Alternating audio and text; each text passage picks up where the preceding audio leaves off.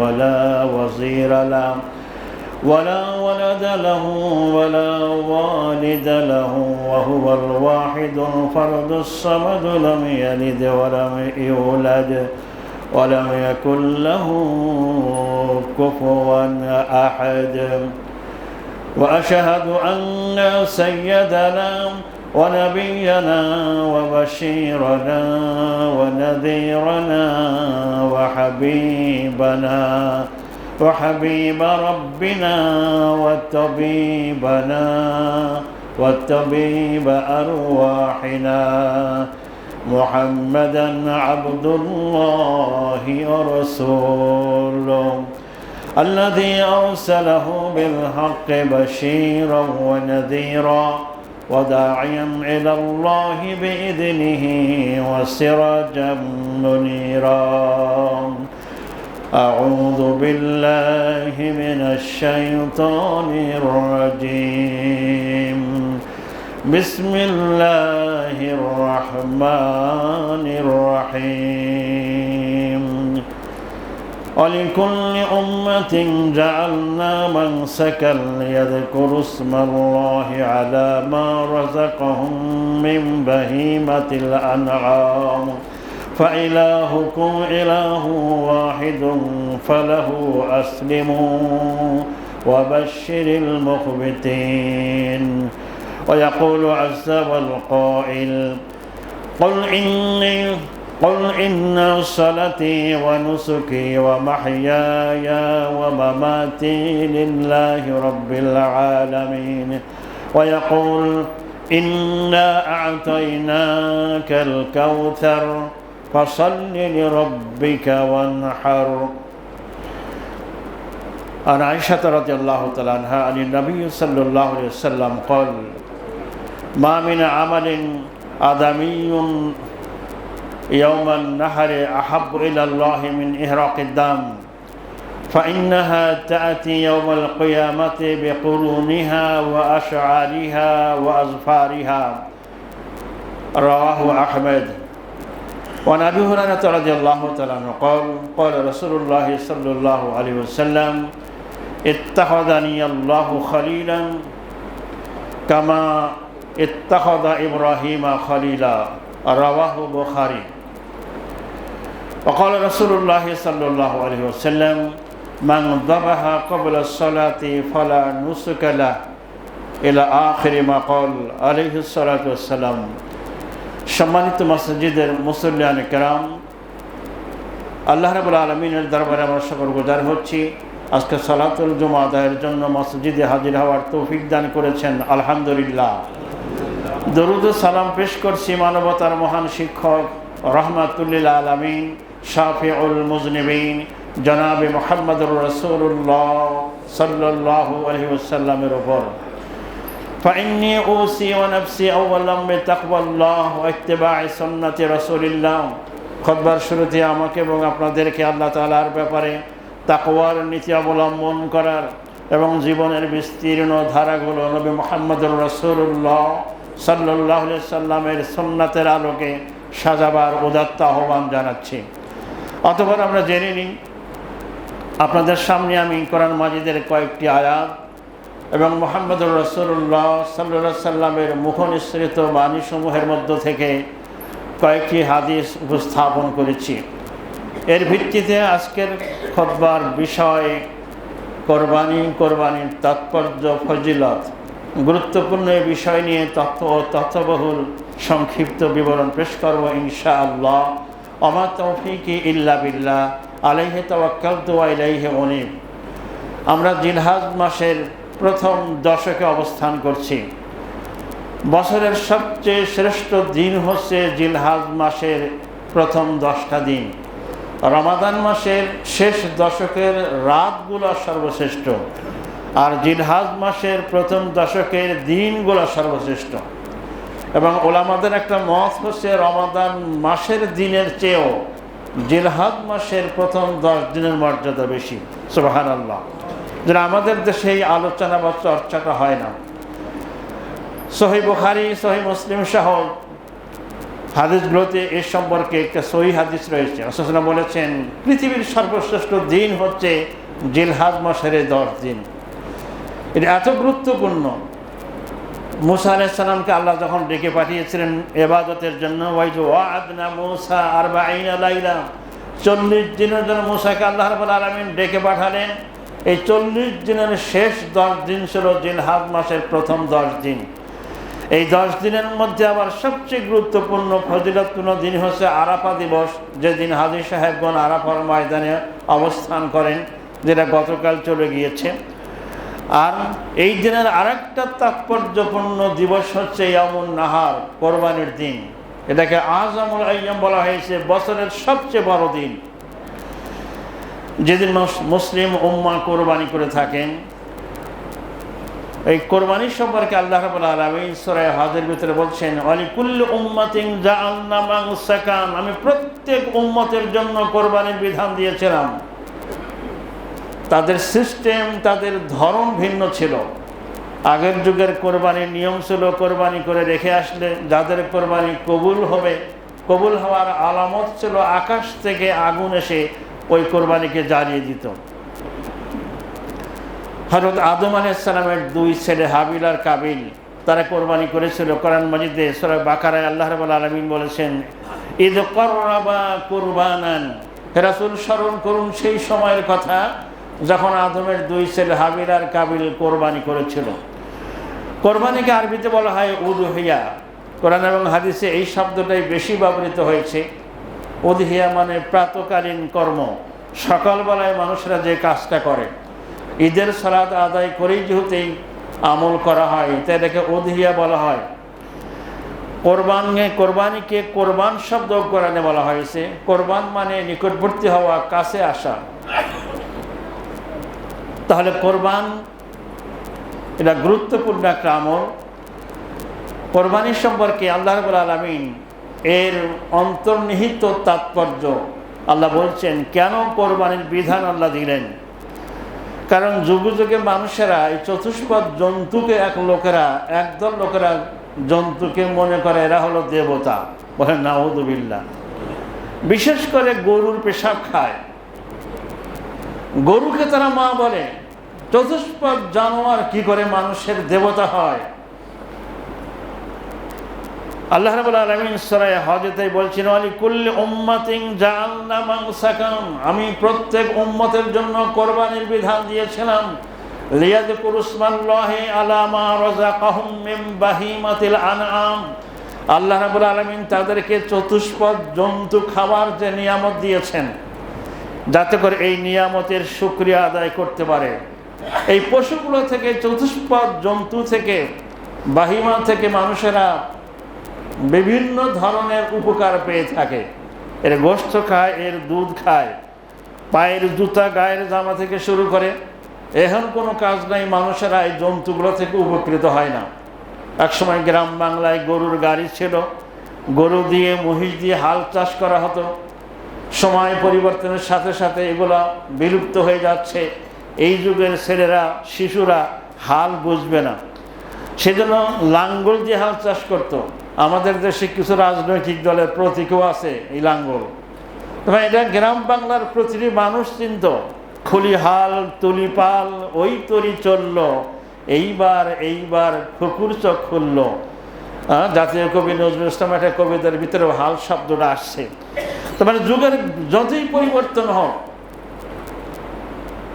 গরু দিয়ে মহিষ দিয়ে হয়তো আর গাড়ি বানানো হবে না, যানবাহন বানানো হবে না, হাল চাষ করাও হবে না, কিন্তু এর বহুবিধ কল্যাণ মানুষ পেয়ে যাবে। কারণ আমরা এই কোরবানির ঈদকে সামনে রেখে দেখুন, ঢাকা শহরে কোরবানির পশুর গাড়ি ঢুকছে, মানুষেরা কিনে তার বাসায় নিয়ে যাচ্ছে। এই 2 দিন 1 দিন থাকবে।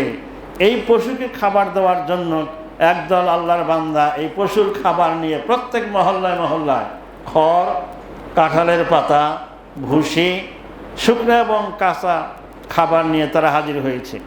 তাহলে এক কারণে এই একটার মাধ্যমে অনেক মানুষের রিজিকের ব্যবস্থা আল্লাহ করে দিয়েছেন, আলহামদুলিল্লাহ।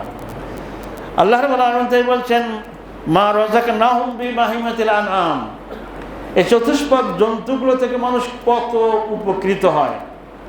কারণ আমাদের দেশে এগ্রো খামার তৈরি হয়েছে, যেখানে হাজার হাজার মানুষের কর্মসংস্থানের ব্যবস্থা আছে।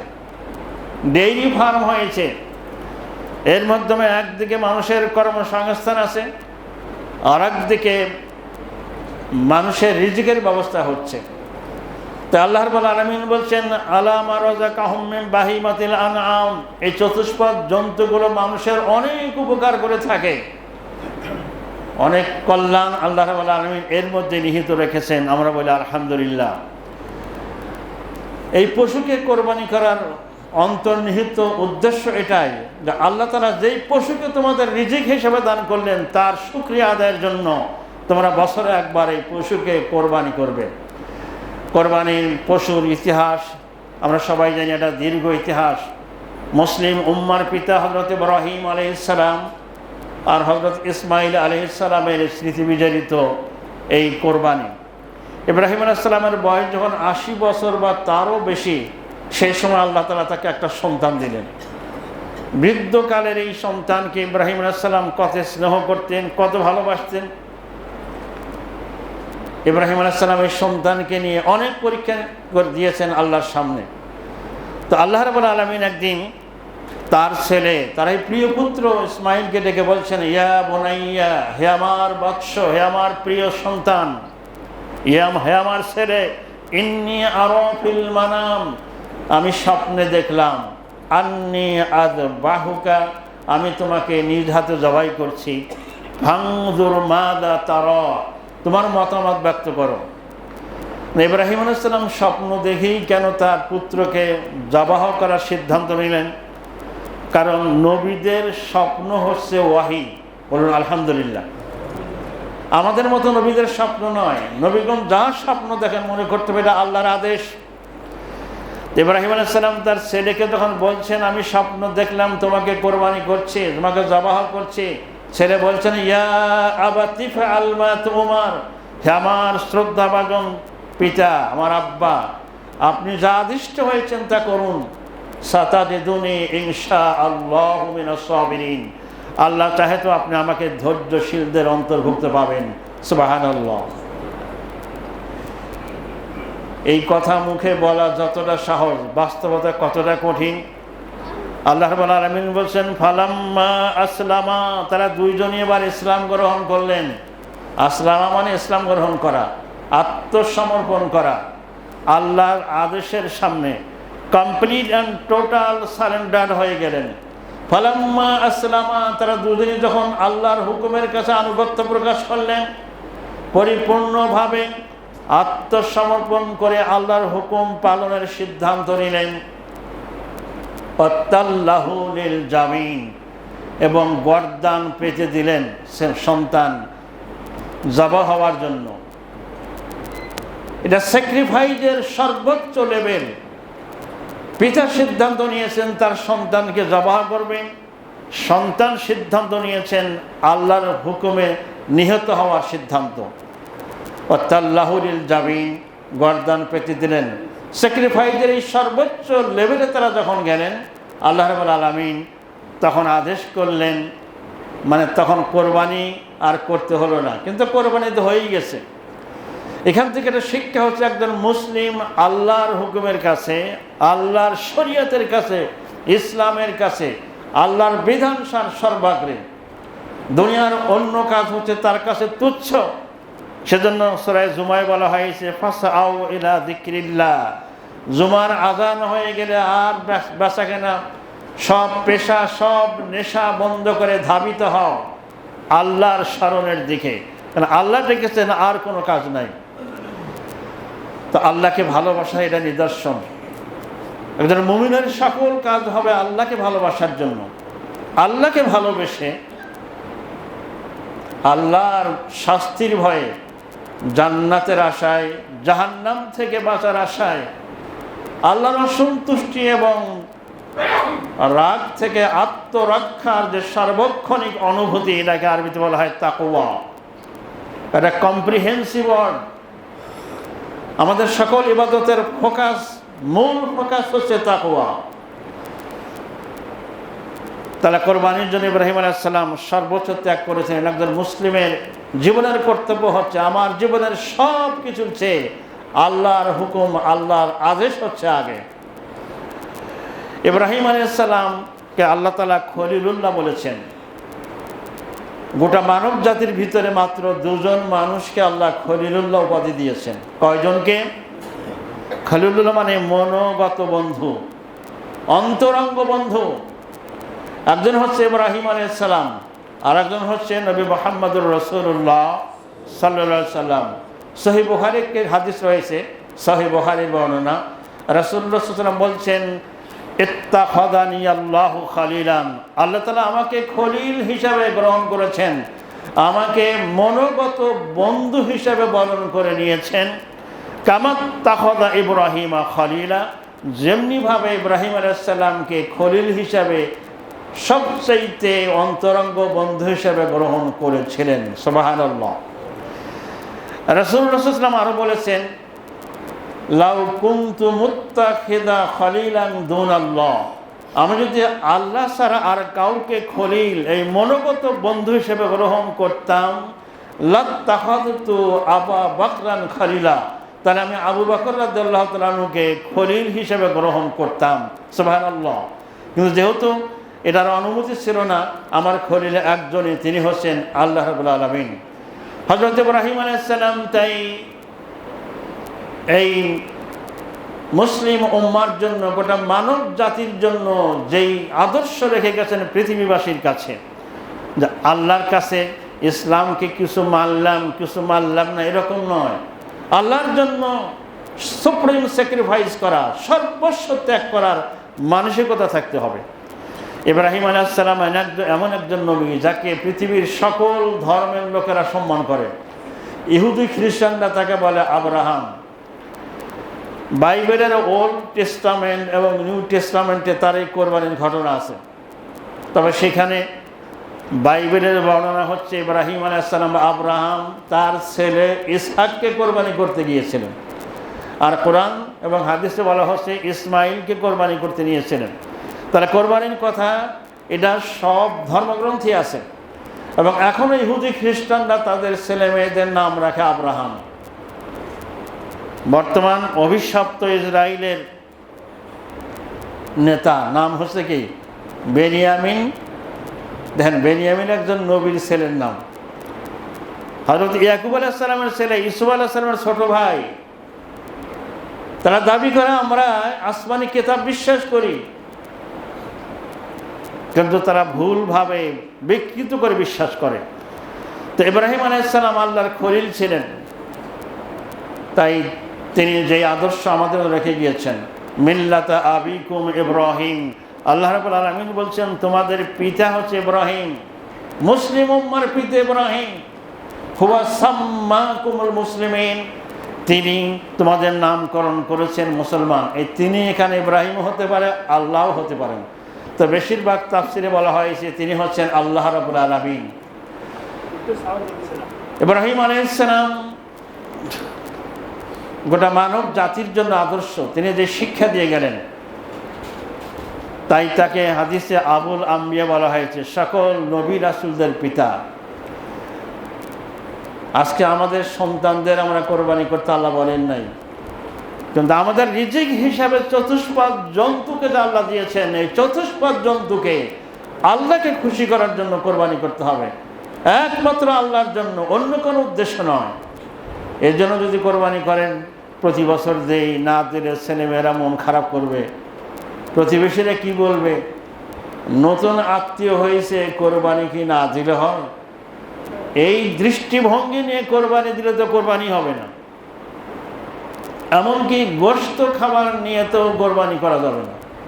গোশত তো আপনি খেতে পারবেন, নিয়ত থাকতে হবে আল্লাহকে খুশি করার জন্য। কারণ আম্মাজান আয়েশা রাদিয়াল্লাহু তাআলা আনহা বলছেন, ফাইন্নাহা তাআতি ইয়াওমাল কিয়ামাতে, এই কোরবানির পশু কিয়ামতের মাঠে, বিচারের মাঠে হাজির হবে, বেকুরুনিহা, তার শিং নিয়ে, ও আশআরিহা, তার পশম নিয়ে, এবং তার খুর নিয়ে। আল্লাহ তাকে যে অবস্থায় বানিয়েছিলেন হাসরের মাঠে, একই অবস্থায় তারা উপস্থিত হবে। সুবহানাল্লাহ। সেদিন রাসূলুল্লাহ বলেছেন, তোমরা সুন্দর দেখে নিখুঁত একটা প্রাণী জবাহ করবে, কোরবানি করবে, কারণ এটা বিচারের মাঠে উঠবে, মানুষেরা দেখবে যে অমুকে এত সুন্দর পশু কোরবানি করেছিল আল্লাহকে খুশি করার জন্য। এটা ইবাদতের শ্রেষ্ঠত্বের প্রমাণ। যেমন যারা জিহাদের ময়দানে শহীদ হয়ে যাবে, তাদের শরীরের যেখান থেকে রক্তক্ষরণ হচ্ছিল হাসরের ময়দানে এই রক্তাক্ত অবস্থায় তিনি উঠবেন, তার ওই শরীরের অঙ্গ থেকে রক্ত ঝরতে থাকবে এবং মেশক আম্বরের চেয়ে বেশি সুঘ্রাণ ছড়াতে থাকবে। সুবহানাল্লাহ। অনুরূপভাবে যারা হজ করতে গিয়ে ইহরাম অবস্থায় মারা যান, রাসূলুল্লাহ বলছেন বিচারের মাঠে তারা ওই ইহরামের কাপড় পরেই হাজির হবে, লাব্বাইক আল্লাহুম্মা লাব্বাইক পড়তে পড়তেই দাঁড়াবে। সব মানুষ দেখবে যে এই ব্যক্তি হজ করতে এসে ইহরামের কাপড় পরিহিত অবস্থায় মারা গিয়েছিলেন। সুতরাং কোরবানিদাতা যদি একনিষ্ঠভাবে আল্লাহকে খুশি করার জন্য কোরবানি দেন, আপনার কোরবানির পশু বিচারের মাঠে দাঁড়াবে তার শিং সহকারে, তার খুর এবং তার পশম নিয়ে আপনি কেমন পশু কোরবানি করেছিলেন। সম্মানিত মসজিদের মুসলিম কেরাম, কোরবানির সম্পর্কে আরেকটা বিষয়, এবার যারা করেছেন যেভাবে করেন আগামীতে খেয়াল করবেন। রাসূলুল্লাহ বেশিরভাগ সময় কোরবানি করতেন দুটো ছাগল বা দুটো ভেড়া বা দুইটা দুম্বা। কারণ আমরা তো বেশিরভাগ কোরবানি করি গরু। এবং কালকেও প্রশ্ন করেছেন আপনাদের ইবনে সিনার এক কর্মকর্তা যে কোরবানির পশুর সাথে আকিকার ভাগ দেওয়া যাবে কিনা। আজই প্রশ্ন। কোরবানি করতে হবে সন্তানের জন্মের ৭ম দিনে, তো কোরবানির পশুর সাথে আকিকার ভাগ কেমনে দিবেন? আকিকার জন্য রাসূলুল্লাহ যেই প্রজাতির প্রাণীর কথা বলেছেন, হয় দুটো ছাগল ছেলে হলে, মেয়ে হলে একটা, হয় ছাগল, না হয় দুম্বা, না হয় ভেড়া। ওলামাদের একটা মত হচ্ছে যদি কেউ তার নিজের সন্তানের জন্য গরু আকিকে দেয়, আমান উট আকিকে দিয়ে দিল, তাহলে আকিকা হবে না। কারণ আকিকার পশু রাসূলুল্লাহ যেটা বলেছেন তার ভিতরে উট বা গরু মহিষ নেই। আকিকার পশু হচ্ছে ছাগল, ভেড়া, দুম্বা। এখন ফকিদের একটা মত হচ্ছে হ্যাঁ দিতে পারে, এটা জায়েজ হতে পারে, তবে সুন্নাত না। অনেক কাম দুনিয়াতে জায়েজ আছে কিন্তু এটা সুন্নাত না। যেমন আপনি যদি শুয়ে শুয়ে কিছু খান, শুয়ে খাওয়া এটা জায়েজ কিন্তু সুন্নাত না। কারণ আজকে গিয়ে বাসায় শুয়ে শুয়ে আপনি মুড়ি খাচ্ছেন, বললো যে আপনি শুয়ে খাচ্ছেন কেন? বলে আমাদের খতিব সাহেব বলেছেন শুয়ে খাওয়া জায়েজ। শুয়ে খাওয়া জায়েজ কিন্তু এটা সুন্নাত না। সব কিছু জায়েজ খুঁজবেন না, খুঁজবেন সুন্নাত। সুন্নাতের ভেতরে রয়েছে আমাদের কল্যাণ। যেন সন্তান জন্ম হওয়ার ৭ম দিনে আকিকা করতে হবে, কারণ 7টা দিন কম না, এর ভিতরে আপনাকে টাকা পয়সা ধার কর্জ করে হলেও করবেন। হ্যাঁ, আকিকা না করলে গুনাহ হবে না, এটা সন্তানের জানের সাদাকা। সুতরাং কোরবানির পশুর সাথে আকিকার ভাগ দিবেন না। আকিকা কোরবানির ভাগে করার চেয়ে যদি আপনি নিজেই দিতে পারেন সেটা সবচেয়ে ভালো। হয় গরু দেন, মহিষ দেন, উট দেন, অথবা 2টা ছাগল খাসি দিয়ে দেন। হ্যাঁ, ভাগে দেওয়াও যাবে, সমস্যা নেই। তবে ইমাম আবু হানিফা রাহমাতুল্লাহ আলাইহি এটা কঠিন শর্ত আরোপ করেছেন। কোনো মুসলিম যদি ভাগে কোরবানি দেয়, 7 জন ভাগে হলো, 6 জনের ইনকাম হালাল আছে, তার নিয়াত ঠিক আছে, 1 জনের ইনকাম এবং নিয়াতে একটু সমস্যা আছে, তাহলে আবু হানিফা রাহমাতুল্লাহ বলেছেন 1 জনের কারণে পুরা 7 জনের কোরবানি বাতিল হয়ে যাবে। তাহলে ভাগে কোরবানি হয়, একটু সাবধান, যাকে তাকে ভাগে নেবেন না। যদি আমাদের দেশে বেশিরভাগ মানুষ কোরবানি করে, নামাজ পড়ে না। তো কোরবানি কবুল হওয়ার জন্য আল্লাহ রাব্বুল আলামিন সালাত বা নামাজকে শর্তযুক্ত করেছেন। আগে নামাজ, তারপরে কোরবানি। তো আল্লাহ রাব্বুল আলামিন বলছেন কুল ইন্না সালাতি ওয়া নুসুকি, হে রাসূল আপনি ঘোষণা করুন নিশ্চয় আমার সালাত মানে নামাজ এবং আমার কোরবানি, আগে সালাত তারপরে কোরবানি, ওয়া মাহইয়ায়া ওয়া মামাতি এবং আমার বেঁচে থাকা, আমার মরে যাওয়া, আমার জীবন, আমার মৃত্যু লিল্লাহি রাব্বিল আলামিন, আমার মহাবিশ্বের রব আল্লাহর জন্য। তাহলে আগে সালাত তারপরে কোরবানি। সূরা কাউসার যেটা আমরা সবাই জানি, ছোট্ট একটা সূরা, কোরআন মাজিদের সবচেয়ে ছোট্ট সূরা, সেখানে আল্লাহ রাব্বুল আলামিন বলেছেন ইন্না আ'তাইনাকাল কাউসার, রাসূল আপনাকে আমি কাউসার দান করেছি, ফাসাল্লি লিরাব্বিকা, আপনি আপনার রবের উদ্দেশ্যে সালাত কায়েম করুন। ফাসাল্লি আগে সালাত, ওয়ানহার এবং পরে কোরবানি করুন। ইয়ামুন নাহার মানে আগামীকাল আমাদের দেশে দিন শুরু হবে সালাত দিয়ে। ফজরের সালাতের পর সূর্য ওঠার পর ঈদের সালাত আগে হবে, তারপরে কোরবানি। রাসূলুল্লাহ সাল্লাল্লাহু আলাইহি ওয়াসাল্লাম বলেছেন, মান যাবাহা ক্বাবলা সালাতে, কোন মুসলিম যদি ঈদের সালাতের আগে পশু কোরবানি করে, সালাত না পড়েই কোরবানি মানে পশু জবাই করে, আল্লাহর সাথে অন্তরঙ্গ সম্পর্ক তৈরি না করে, চূড়ান্ত বিনয়ের সাথে আল্লাহকে সেজদা না করে যে ব্যক্তি পশুর গলায় ছুরি চালালো, সে কোরবানির এই বিধান লঙ্ঘন করার অপরাধে দোষী সাব্যস্ত হবে, তার কোরবানি রিজেক্ট হয়ে যাবে। বলে নাউযুবিল্লাহ মিন যালিক। এখন কোরবানি আর সালাত আগে, কোরবানি করা সালাতের সাথে আল্লাহ তাআলা শর্ত যুক্ত করে দিয়েছেন। সম্মানিত জুমার সালাতের মুসল্লিবৃন্দ, বা যারা কোরবানি দাতা তাদের সম্পর্কে একটু কথা বলি। কোরবানি সম্পর্কে আল্লাহ রাব্বুল আলামিন সূরা হজে দুইটা কথা একইভাবে বলেছেন। তোমরা কোরবানির পশু জবাহ করার পরে ফাকুলু মিনহা, তোমরা এই পশুর গোশত নিজেরা খাও।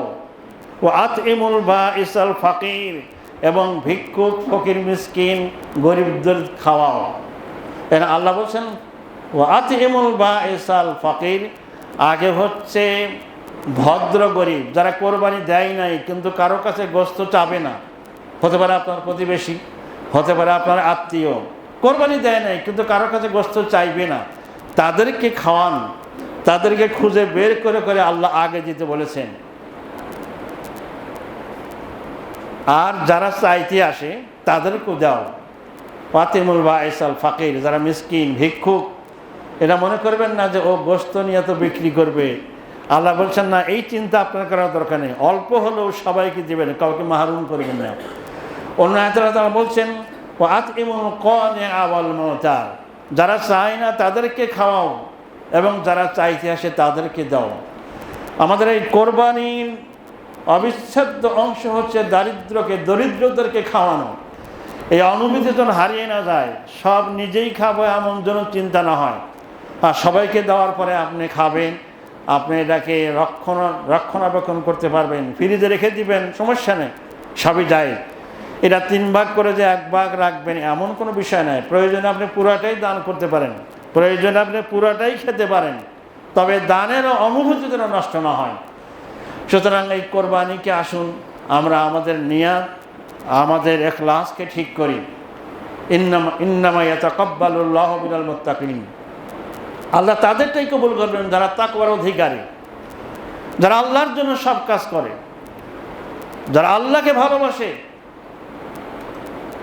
আল্লাহকে খুশি করার জন্য যারা আমল করে। ইন্নামা ইয়াতাকাব্বালুল্লাহু মিনাল মুত্তাকিন, এদের আমলই শুধু আল্লাহ কবুল করেন, আর কারোটা আল্লাহ কবুল করবেন না। আল্লাহ রাব্বুল আলামিন আমাদের সকলকে রাসূলুল্লাহ সাল্লাল্লাহু আলাইহি ওয়াসাল্লামের দেখানো এই পদ্ধতিতে ইয়ামুন নাহার, ঈদের সালাত এবং কোরবানি করার তৌফিক দান করুক, আমিন। বারাকাল্লাহু লানা ওয়া লাকুম ফিল কুরআনিল আযীম ওয়া নাফা'আনি ওয়া ইয়্যাকুম বিমা ফীহি মিনাল আয়াতি ওয়াজ যিকরিল হাকীম। আকুলু কওলি হাযা আস্তাগফিরুল্লাহ লি ওয়া লাকুম ওয়া লিসাইরিল মুসলিমিনা মিন কুল্লি যামব ফাস্তাগফিরুহু ওয়া তুবু ইলাইহি ইন্নাহু হুয়াল গফুরুর রহিম। اللهم صل على محمد.